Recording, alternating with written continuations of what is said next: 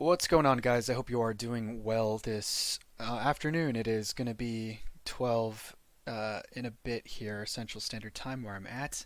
Just wanted to cover the charts with you all today. And yeah, I'm seeing some interesting things happen regarding the S&P 500. We did get a pump outside of this general area here. This descending broadening wedge pattern did break out. Now, I was expecting some pullback eventually. Probably like hopefully a back test of this particular area, this dotted blue line here. If the bulls are successful in maintaining support off of this level, then we should be okay in regards to continuation to the upside. Um, Now, how these descending broadening wedges usually work is they will break to the upside, pull back, retest previous resistances as new support, then to come back to this particular level right here. And usually they exceed that. So I'm really interested in seeing when the price actually ends up dumping. Hopefully we do get that support, then we then pivot higher to the previous high right here. Now, at that instance, I'm hopeful to seeing a higher high. If we're able to create a higher high from the previous local high, which is right here, that is a strong indication of continuation to the upside. This is more so the 1 hour time frame. I want to go to the daily really quick just to get you a better perspective. We are seeing a sell signal, but I will say this. Usually we do see sell signals like this, but after an initial cross, it's nothing to be too concerned about, frankly. For perspective, we had gotten a cross similar to here, and it wasn't until we saw a divergence on the daily time frame to where we saw substantial moves to the downside. So we're not at that level just yet, but I would heed caution.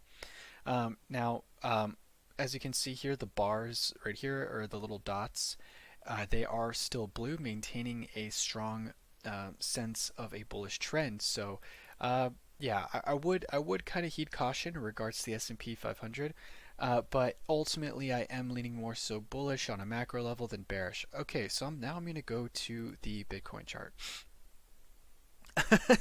Sorry about that. Yeah, I was doing a lot of intraday stuff and it gets really wild. So I'm going to zoom in on, say, the 1 hour time frame. Okay, so 28.5 was a key level that we needed to stay above in order to get a better semblance of continuation to the upside. We have not gotten that on a daily level, but this pink line right here, essentially my line in the sand for continuation to the upside is if we see a daily candle close above 28.5k, then we're most likely going to break this level and eventually, hit the 40s, the 40k marks. We are nowhere near that at this time, but it is something that I am keeping my eye on and being so anxious to follow through on it. Um, where I left off with you guys, I believe, was this particular area right here. The whales were dumping the price. Ultimately, I was expecting a pullback, which we did end up getting right around here, and yeah, we did get a a little mini pump here. And I'm going to delete the pink line so you can get a better understanding of what I'm talking about. I'm going to zoom out here. So far, this channel, this upward sloping channel, is being respected. The heart line right now is acting as some form of resistance, and we are getting some bearish crosses right here. For example, on the hourly, we did get a bearish cross right here. So I would heed caution in regards to opening up any fresh longs at this point. I'm more so kind of looking for my support and resistance indicators to show new support lines here. Can price hold basically 27.186, or can we say create a better support beam, if you will, at 27.5k? So that's kind of where I'm focusing my attention towards. At this time, the momentum waves on the market liberator indicator is rather mature. So ultimately, I would like to see a buy signal here eventually, and to kind of then create opportunity to test these highs up here, pretty much at the 29K levels. But so far, I am expecting sideways and down until further notice to ultimately either bounce right here or actually break this rising channel. It's too early to call at this time. I would much prefer to see something like this, where we're just kind of consolidating down, then we get a bounce up, or we get a consolidation and then we actually break support, back testers resistance to then ultimately try lower lows. But at this time, I am leaning more bullish than bearish given what I've seen on the S&P 500. There is a consolidation period to be had, but at the end of the day, it did break out of this descending broadening wedge pattern. I'm talking about the S&P 500, and ultimately they do lean more bearish than bullish. Okay, so I'm going to move on to Ethereum. The Ethereum has been phenomenal as of late. Where I left off with you guys was actually around here, this level. I was saying that I wanted to see bullish divergences and I wanted to see confirmations, which ended up happening here. And yeah, I mean, I took a long position right here, and I think since then I closed. By the way, I did close out my position because I was seeing divergences here. But essentially, yeah, I pretty much caught this wave. I think it was around like 7%, late high 6.8, 7%. Um, I did notice this rising channel. This rising channel on the hourly time frame did end up breaking. Let me turn off a few indicators here just so you can just look at the rising channel here. So rising channels they are bearish ultimately, and they are retraces. So I did a Fibonacci extension, these gray lines right here. I'm kind of curious to see what's going to happen at the 786 mark and the 382 mark. So what I did notice was, if you zoom out here, let me go to the 4-hour time frame. So this line, I'm going to thicken it so you can see what I'm talking about. See, this line was long-standing resistance, and when price broke out, it never back tested it as support. So my thesis right now is we're gonna retrace back to the 0.382 mark to retest this area as support. That's kind of where my mind is at this time. Now, this theory could be front ran. We could see a significant pivot where price dumps all the way down to the 0.682 and then just kind of reverses and continues all the way up to say the 2000 mark. That could happen. Or we could get a deeper retrace to the 0.382 level. Given that we didn't backtest this area as support, I feel much more confident that we're going to retrace to 1,837 as opposed to finding support at 1,873. That's just kind of like where mindset is, but I do have to take in consideration both levels and keep my eye on the momentum oscillators while that's happening. So keep in mind right here, these little dot areas, they're starting to go red. That's usually an indication of a bearish trend kind of beginning. So heed caution. The money flow did peak right around here, and now we're starting to slope ever so slowly to the downside. So heed caution in regards to opening up any fresh long positions. Alright, so now I'm going to be done with Ethereum, and I'm actually going to go to Bitcoin and Ethereum dominance. Well, not dominance, but just the ratio between the two. So my theory, so far so good. Support did end up holding this particular line, and since then we've been ripping to the upside. Now, keep in mind that we are still creating lower highs and lower lows. So I'm going to go to say the daily time frame here. We are still witnessing lower highs and lower lows on a macro level.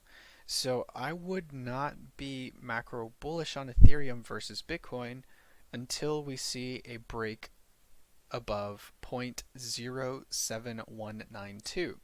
So Until that's the case, I'm more so going to be cautiously bullish.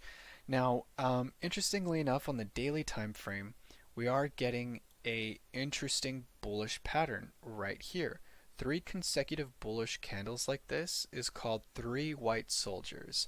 That is indicative of a bullish continuation pattern from a candlestick perspective. So, seeing that, I am gonna keep my positions in ETH, and if I see pullbacks, I will consider buying them on a daily time frame perspective to do, say, like swing trades on a weekly perspective or whatever. Ultimately, yeah, I mean, I last video I said I was gonna swap my reserve assets into Ethereum, and lo and behold, guess what happened? Woo! So I'm a happy camper. I've been a happy camper. Uh, these past 3 days I've been pretty busy with work and such, but I mean, yeah, uh, keeping my eye on the charts. Now, what's interesting on the daily perspective is that the money flow has yet to even flip bullish. So that's actually a really strong indication to me that we might have enough juice to create that higher high. This is just speculation, of course. It's going to take days to see an outcome. But if I end up seeing a higher high, then I would consider this macro triangle bearish pattern break to be over and done with, meaning that I wouldn't consider any of these lines as resistances, basically. But yeah, ultimately, so far so good. My thesis has been Ethereum will be outperforming Bitcoin, and so far I've been proven right. All right, so now I'm going to go to Litecoin. So Litecoin here has been um, developing rather interestingly. So we did get a higher low instance, right from we got a low, got a higher low right here, and since then, yeah, we've just been kind of consolidating sideways a little bit. But ultimately, I'm still waiting for this downward sloping resistance line here to get broken before I consider opening any long positions, because I fear that this could be for example, a high and then a lower high, and then when you get a high and lower high, you usually get lower lows, right? So um, it's still very cautious.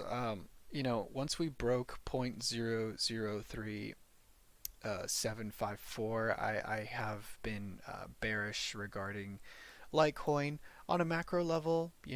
On a say like a 3 day time frame, we're still in a bullish structure.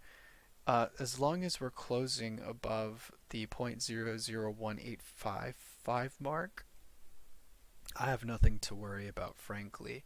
And even on this 3 day level, we did create a higher low from the local low right here. So we're still in a very good spot on a macro level, but on an intraday level, we're still not out of the woods, so to speak. Um, Now, on say like a 37-minute time frame, which is a precursor to the 1 hour, we're actually seeing a trigger wave kind of develop. So a trigger wave just means we got a lower momentum wave, and then the following wave is slightly higher. And also we're getting some confirmations here with the dots right here on the bottom indicating a bullish trend is developing. So that's a very good sign. Ultimately, Litecoin, I've been macro bullish regarding Litecoin and stuff. So I have been dollar cost averaging and to this asset back in August of last year, which is around this area. So I've been pretty bullish regarding Litecoin, and I do suspect it to outperform a lot of assets in the coming bull run. So I'm accumulating until we hit significant levels, which we're nowhere near. So I'm going to talk about EGLD. I'm a big fan of EGLD, and I've been seeing some very interesting developments within this chart. So this is EGLD versus BTC. As it stands, this has been in a bear move for a while. Let me get some semblance here. Yeah, pretty much a little over a month, 40 days. Now, we're starting to see some developments in the money flow. The money flow is actually starting to flip bullish, which is phenomenal. Now, what's great is that we're flipping a little bit more bullish here, but I'm waiting still for EGLD. So, for example, we do have a momentum wave right here. Um, what I'm waiting for is a pullback to then create a higher low instance. If that higher low does end up happening, I will then feel that much more confident about EGLD moving forward versus Bitcoin, which is a strong indication of an alt season kind of brewing. So on a daily level here, we do have a downward sloping channel here, or a descending broadening wedge, ever so slightly. We do have some inflection points right here. So if I zoom out, there is this key level. Once it's taken back, that would be considered a pivot, um, which is phenomenal here. We are getting some wicks at the bottom, right around at these levels. That's huge, and yeah, once we break this downward sloping resistance line, it's going to be off to the races, and we're going to head back to these levels, maybe even go a little higher. So, uh, really interesting developments in regards to EGLD. And now I'm going to check out Solana. Solana here actually did break out of this rising channel. So from that standpoint, um, still haven't taken out 21.347. It has been staunch resistance, so we're still kind of just chopping in this level regarding Solana here. What's great is that we're actually using the zero point 0.5 mark on the Fibonacci level to as support essentially. So until I see prices break above 21.347, I can't be necessarily bullish here. I would much more prefer to maybe look at opportunities in these lower levels in the 20s to add to my position to ultimately then ride this area high, because ultimately it did break out of this downward sloping channel. Downward sloping channels are bullish, and usually they go back all the way up to these levels here, and they've sometimes exceed it. So the 24.5 mark is ultimately what I'm looking at in the future. But it's not going to happen in a day. It's not going to happen maybe even in a week. It could happen in a couple of weeks, maybe even a month. So it's going to take some time, but ultimately, yeah, my if I see an actual daily candle close above 21.34, that's a very good sign that we're actually going to hit those levels. That's pretty much all I had for today. I just wanted to cover all of that, but I just want to say thank you very much for your time, and yeah, have a great rest of the day. Bye bye.